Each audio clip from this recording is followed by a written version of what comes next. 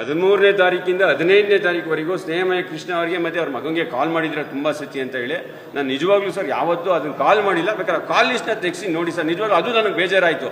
ಇಲ್ಲ ಸರ್ ನನ್ನ ಮೇಲೆ ಆರೋಪ ಹೊಡಿಸಿದಾಗ ಸರ್, ಈಗ ನಾನು ಸಾರ್ವಜನಿಕರಾಗಿ ಓಡಾಡ್ಬೇಕಾದ್ರೆ ನನ್ನ ಬಗ್ಗೆ ಏನು ತಿಳ್ಕೊಬೋದು ಅನ್ನೋದು ನನ್ನ ಮನಸ್ಸಿಗೆ ಒಂಚೂರು ನೋವಾಯಿತು. ಆ್ಯಕ್ಚುಲಿ ಇನ್ನೊಂದು ರಾತ್ರಿ ಪಬ್ಲಿಕ್ ಟಿವಿ ನಾನು ನೋಡಿದಾಗ ಸರ್, ಇನ್ನೊಂದು ಮಾಧ್ಯಮದಲ್ಲಿ ನೋಡಿದಾಗ ಸರ್, ಸ್ನೇಹಮಯಿ ಮನೆ ಕೃಷ್ಣ ಅವ್ರ ಮನೆಗೆ ಓದೋರೆಲ್ಲ ಇದನ್ನ ವಿಷಯವಾಗಿ ಮಾತಾಡ್ತಾರಾ ಅನ್ನೋದು ಅವ್ರು ಪ್ರಸ್ತಾಪನೆ ಮಾಡಿದರೆ ಹೊರತು ಅವಾಗ ನನಗೂ ಗೊತ್ತಾಯ್ತದು.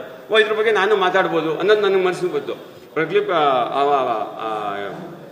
ಮೀಡಿಯಾದಲ್ಲಿ ಮಾತಾಡಿದಾಗ, ಆ ಚಾನಲಲ್ಲಿ ಮಾತಾಡಿದಾಗ ಅವ್ರಂದ್ರು, ಈಗ ಸ್ನೇಹಮಯಿ ಮನೆ ಕೃಷ್ಣ ಮನೆಗೆ ಓದೋರೆಲ್ಲ ಮಾತಾಡ್ತಾ ಇದ್ದಾರೆ, ಓದೋರೆಲ್ಲ ಇದು ವಿಷಯವಾಗಿ ಮಾತಾಡ್ತಾರೆ ಅಂದಾಗ ಅದ್ರ ಬಗ್ಗೆ ಪ್ರೂವ್ ಆಗೋ ತನಕ ಇವ್ರು ಯಾವ್ದು ಥರ ಅಂತ ಹೇಳಿಕೆ ಕೊಡಬಾರ್ದು ಅನ್ನೋದನ್ನ ಆ ಮಾಧ್ಯಮದಲ್ಲಿ ಮಾತಾಡಿದ್ದಾರೆ ಸರ್. ನಿಜವಾಗ್ಲೂ ಅದೊಂದು ಖುಷಿ ಆಯ್ತು ಸರ್ ನನಗೆ. ಸರ್ ಅದೇ ಅಚ್ಚರಿ ಸರ್, ನಾನು ಇದು ಹೇಳಕ್ಕೆ ಅಂತಂದರೆ ನಾನು BJPಯವನು ಸರ್. ಈ BJPಯಲ್ಲಿ ನಾನು ಇವತ್ತು ಚಾಮರಾಜ ಕ್ಷೇತ್ರದಲ್ಲಿ ಒಬ್ಬ ಯುವ ನಾಯಕ, ಯುವ ಮುಖಂಡನಾಗಿ ಬೆಳೀತಾ ಇದ್ದೀನಿ ಸರ್.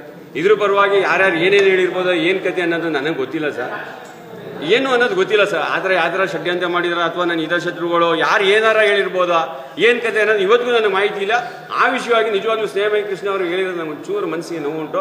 ಬಟ್ ಅವರು ಒಳ್ಳೆ ಹೋರಾಟಗಾರರು ಅಂತ ನಿಜವಾಗ್ಲೂ ನಾನು ಖುಷಿ ಪಡ್ತೀನಿ ಸರ್. ಇಲ್ಲಿ ಅಂತ ಅಲ್ಲ, ನಾನು ಬೆಂಗಳೂರಿಗೆ ಹೋದಾಗಲೂ ಅವ್ರ ಬಗ್ಗೆ ಯಾರೋ ಒಬ್ರು ಕೇಳಿದ್ರು ನನಗೆ, ಏನು ಸರ್ ಅವರೊಬ್ಬರೇ ಈ ಮೂಡ ಪರವಾಗಿ ಓಡಾಡ್ತಾರಲ್ಲ, ಗ್ರೇಟ್ ಅಂದರು. ನಿಜ ಸರ್, ಒನ್ ಮ್ಯಾನ್ ಆರ್ಮಿಯವರು ಆ ಥರ ಮಾಡಿದ್ರಿ ಅಂತ ಆ ವಿಷಯನ ಅಲ್ಲೂ ಮಾತಾಡಿದ್ದೀನಿ ಸರ್. ನಾನು ಅವ್ರ ಬಗ್ಗೆ ಸರ್ ಸಿದ್ಧ ಇದ್ದೀನಿ ಸರ್, ನಾನು ಸಿದ್ಧ ಇದ್ದೀನಿ. ಅದ್ರ ಬಗ್ಗೆ ನಾನು ನಿಜವಾಗ್ಲೂ ಏನೇ ಎನ್ಕ್ವೈರಿ ಬಂತು ಅಂತಂದ್ರು, ಇಡಿ ಆಗಿರ್ಬೋದು, ಯಾರೇ ಆಗಿರ್ಬೋದು, ಸ್ಟೇಷನ್ ವಿಷಯ ಆಗಿರ್ಬೋದು, ನಮ್ಮ ಕಮಿಷನರ್ ವಿಷಯ, ಕಮಿಷನರ್ ಆಫೀಸ್ಕರ್ ಆಗಿರ್ಬೋದು, ಅವ್ರು ಯಾವತ್ತೇ ರೀತಿ ಅಂತ ನಾನು ಕಾಲ್ ಮಾಡಿದ್ರು 24/7 ನಾನು ಎಲ್ಲಿದ್ರು ಸಹ. ಹೊರಗಡೆ ಇದ್ರೆ ಇನ್ ಕೇಸ್ ನಾನು ಆ್ಯಕ್ಚುಲಿ ರಿಯಲ್ ಎಸ್ಟೇಟ್ ಆಗಿರೋದ್ರಿಂದ ಒಂದೊಂದು ದಿನ ಬೆಂಗಳೂರಿಗೆ ಹೋದ್ರೆ ವಾರಕ್ಕೆ 2 ದಿನ ಮೈಸೂರಲ್ಲಿ ಇರ್ತೀನಿ, ಇಲ್ಲ ಒಂದು 3 ದಿನ ಬೆಂಗಳೂರಲ್ಲಿ ಇರ್ತೀನಿ ಸರ್.